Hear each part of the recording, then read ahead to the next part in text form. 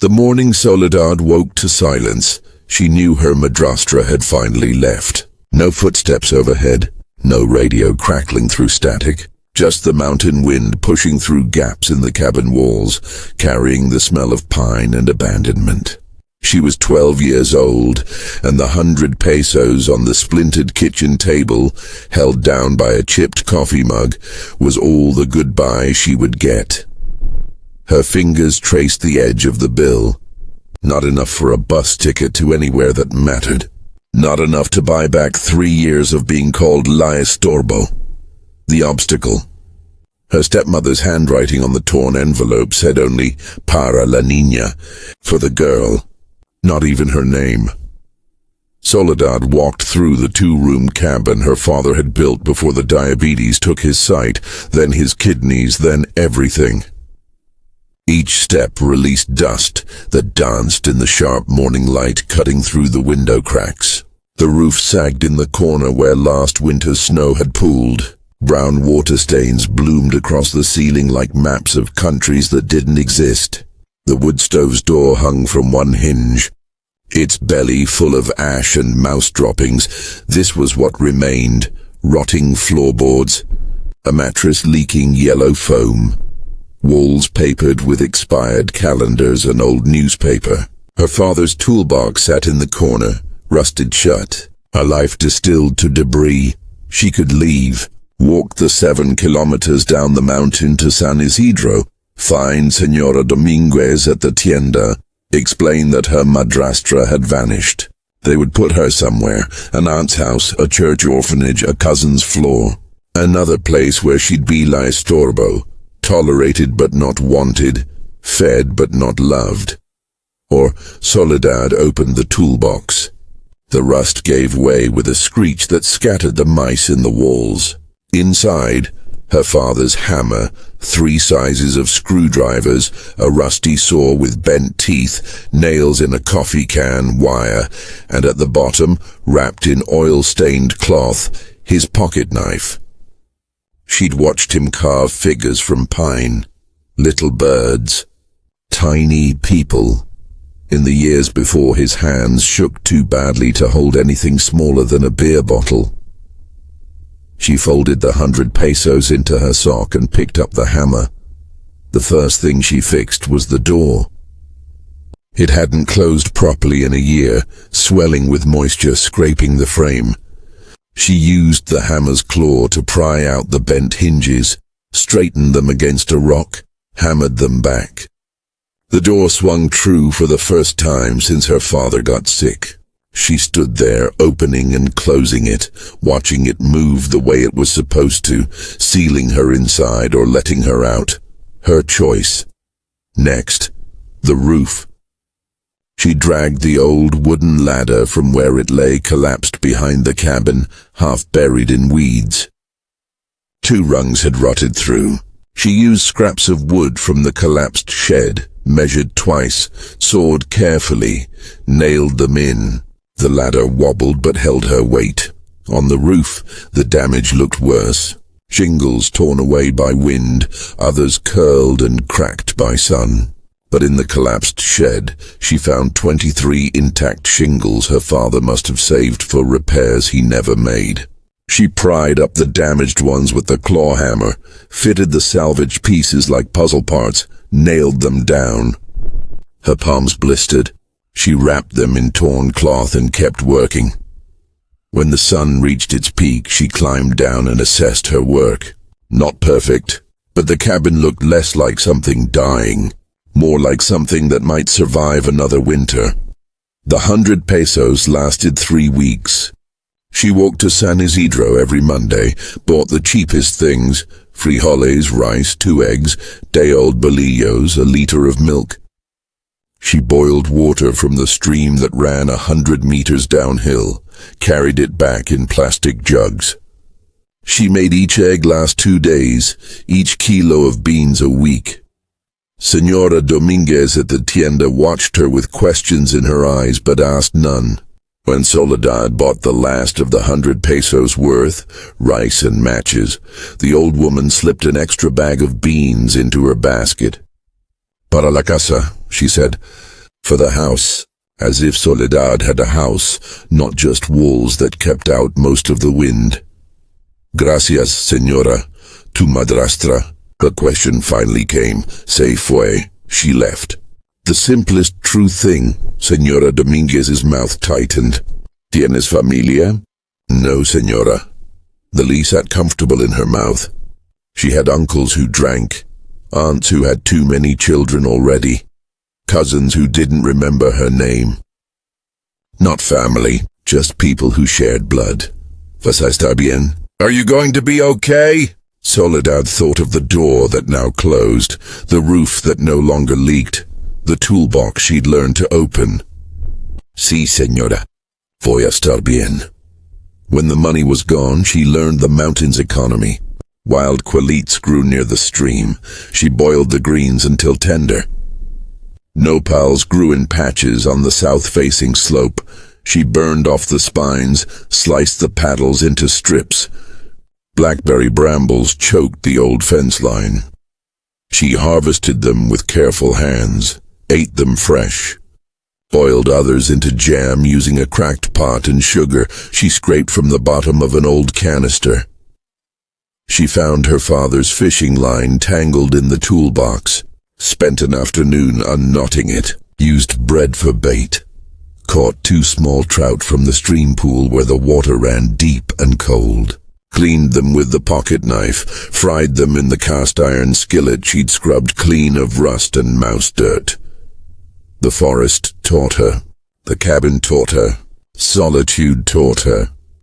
She cleared the land around the cabin, pulling weeds that had grown waist-high, found where her father had once kept a garden, the soil still darker there, richer. She turned it with a shovel she sharpened on a rock, mixed in ash from the wood stove, rotted leaves from the forest floor. In San Isidro, outside the tienda, people sometimes left things, broken furniture, cracked pots, worn tools. Soledad took what others threw away. A pot with no handle. She tied wire through the rim, made a new handle. A chair with 3 legs. She carved a 4th from a fallen branch. A bucket with a hole. She melted wax from old candles, sealed it. Señora Dominguez started leaving things too. Not obviously, just items that appeared. A bag of seed corn que alguien dejó olvidado, that someone forgot. A box of seedlings que no tengo espacio para plantar, that she had no space to plant. A blanket que ya no necesito, that she no longer needed. Soledad planted the corn in rows her father would have recognized. Planted the tomatoes where they'd catch morning sun. Watered everything with stream water she carried up the hill until her shoulders ached and then stopped aching, just became strong. By summer the garden gave back more than she'd given it. Corn stalks grew tall, their leaves whispering secrets in the evening breeze. Tomatoes hung heavy and red. Squash vines crawled across the ground, their yellow flowers opening to bees she hadn't noticed before, but now heard humming everywhere. She fixed the windows next, replacing cracked panes with plastic sheeting she salvaged from an abandoned construction site down the highway. Not glass, but transparent. Light flooded the cabin for the first time in years. She could see the mountains from her mattress, the way they turned purple at sunset, the way they caught the first light at dawn. Inside she scrubbed. The walls she couldn't paint, but she could clean. She tore down the old newspapers, faded stories about people long dead, problems long solved. Underneath, the wood was honey-colored, marked by water but still solid. She washed the floor with stream water and soap she made from ashes and fat she'd saved from cooking. The wood grain emerged, dark swirls like fingerprints. She hung things on the walls. Bundles of dried herbs from the mountainside. Wild roses she'd pressed flat between books she'd found abandoned in a ditch. A mirror she'd excavated from the shed's rubble, cracked diagonally but still showing her face. which had become browner, thinner, harder, the face of someone who'd survived. By autumn, the cabin had transformed. The roof held firm against October rains. The door opened and closed without scraping. The windows let in light but kept out cold. The garden had given her enough to fill 100 jars she'd collected and sterilized. Tomato sauce, pickled nopales, blackberry jam, corn she'd dried and ground into meal. The wood stove, after she'd cleaned and repaired it, heated the cabin through the first freeze. She'd gathered deadfall all summer, splitting it with the saw and her father's dull axe she'd learned to sharpen. The woodpile stood taller than her, stacked tight against the cabin's north wall. On her 13th birthday, a date she marked only by the calendar she'd made from counting days, Señora Dominguez appeared at the cabin. The old woman climbed the path slowly, her breath coming hard in the thin mountain air. She carried a basket covered with a clean towel. Soledad saw her coming and put water on to boil. Had nothing but mountain tea to offer, herbs she'd dried herself, but she offered it. Señora Dominguez sat in the three-legged chair that now had four. She looked around the cabin. The clean walls, the organized shelves, the bundles of dried food hanging from the ceiling, the stove radiating heat, the floor scrubbed clean. "Hijita," she said finally, "mira lo que has hecho. Look what you've done." Soledad followed her gaze. Saw it as a stranger might. The cabin wasn't ruined anymore. It was a home, small, simple, but whole. Everything had a place. Everything had a purpose. The light through the plastic windows turned everything golden. "Necesitaba un lugar," Soledad said. "I needed a place. Construiste más que un lugar. You built more than a place." Señora Dominguez lifted the towel. Underneath, still warm pan dulce, a small bag of coffee, candles, soap. "Para tu casa," she said. "For your house." This time, Soledad let herself cry. Not from sadness. From the weight of being seen, of having her work witnessed and recognized, of being called Hijita, daughter, for the first time since her father stopped being able to speak. Winter came hard that year. Snow buried the path, sealed the world white and silent. But inside, Soledad stayed warm. She'd learned to bank the fire so it would burn all night. She had enough food for 4 months. Maybe 5 if she was careful. She had books Señora Dominguez had brought. Reading was slow, but she was learning. On the coldest nights, she'd wrap herself in blankets and think about the girl who'd woken to silence and 100 pesos. That girl had believed she was La Estorbo, the obstacle, something in the way. Now she understood differently. She wasn't an obstacle. She was a builder, a survivor. A girl who'd taken a ruined cabin and transformed it into paradise. Not because the cabin was perfect, but because she'd made it hers. Every nail she'd hammered, every shingle she'd replaced, every seed she'd planted had been an act of claiming. This space, this life, this future, the 100 pesos were long gone. But they'd been enough to buy time, and time had been enough to buy skill. And skill had been enough to buy survival. And survival had slowly, nail by nail, transformed into something else. Not happiness, exactly. Not yet, but peace. The kind that comes from knowing you can depend on your own hands, your own mind, your own stubborn refusal to disappear just because someone wanted you to.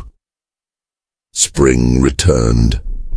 The snow melted, revealing the garden plot she'd prepared before the freeze. She had seed saved from last year's harvest. The cycle would continue. On the first warm morning, Soledad stood outside her cabin, looking at what she'd built. The roof solid, the walls strong, smoke rising from the stovepipe, the garden plot ready for planting, the woodshed half full, the mountain stretching away in every direction, no longer lonely but companionable. Witness to her transformation. She thought maybe she'd walk to San Isidro later. Tell Senora Dominguez about her plans for the garden. Maybe ask about work. She was strong now, could carry loads, fix things, plant things. Could earn money for the things she couldn't make herself. But first, she had morning chores. The stream water to carry, the fire to tend, the floor to sweep. The ordinary tasks of maintaining a home that was no longer ruined, no longer abandoned, no longer anything but hers. She picked up the water jugs and walked downhill to the stream, her boots, patched but functional, crunching on pine needles. Behind her, the cabin stood against the mountain like it had always belonged there, like she had always belonged there, and perhaps she had. Perhaps this had always been the destination, and being abandoned had simply been the map that led her here. To a paradise built from ruins, to a self built from necessity, to a life built from the stubborn belief that she deserved to have one. The stream ran clear and cold. She filled the jugs, hefted them onto her shoulders, and began the climb back home.